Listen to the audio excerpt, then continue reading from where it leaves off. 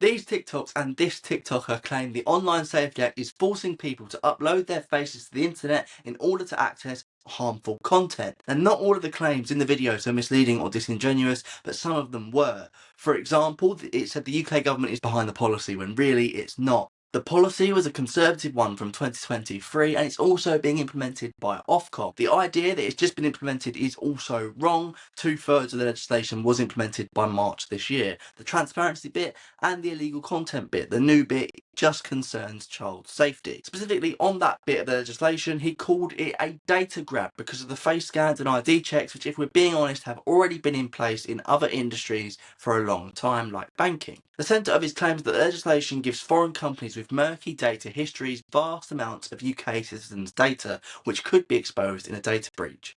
And that's true, it could be exposed in a data breach, but that doesn't have to be framed in such a negative way. These companies are still beholden to GDPR laws and still have a duty to make sure data is safe and held responsibly. And on the data breaches, the UK government could also face that sort of same breach if they had a centralised system like his TikToks advocated for. Apart from this, they said that companies will be able to access personal data like emails, face scans and encrypted messages, but that doesn't seem to be true either. Now, a part of the legislation seemed to require companies to adapt their end-to-end encryption software to allow the safety measures of the Act to be put in place. Now, that technology, which has been developed by the UK government, apparently doesn't exist. Now, what's happened since then is that these companies have pulled out of some of their encryption services in the UK. So what I take that to mean is that the level of encryption here differs to the level of encryption in other countries. Not that encryption here can be bypassed in some special way. It's just the level and scope of the encryption that differs. Now, there were also fears the UK's democracy was at risk because of a violation of the principle of governing by consent. But you could argue they had consent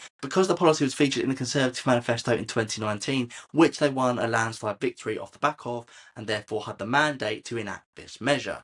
Furthermore, Parliament can still overturn and amend the legislation, so the UK's constitution is still intact there as well. Now, overall, there are valid concerns over both the effectiveness and scope of the Online Safety Act, and there seem to be valid fears over privacy and freedoms as well. But that doesn't mean the government are spying on you, that it's a current government bill, or that British democracy is fundamentally broken. I think we can raise these issues genuinely without the fear-mongering, and if you do too, give me a follow and like this video. Now, this has been Stupid Stories by News of the Week, the show where we go behind the post and headline so you don't get tricked by misleading information. Bye!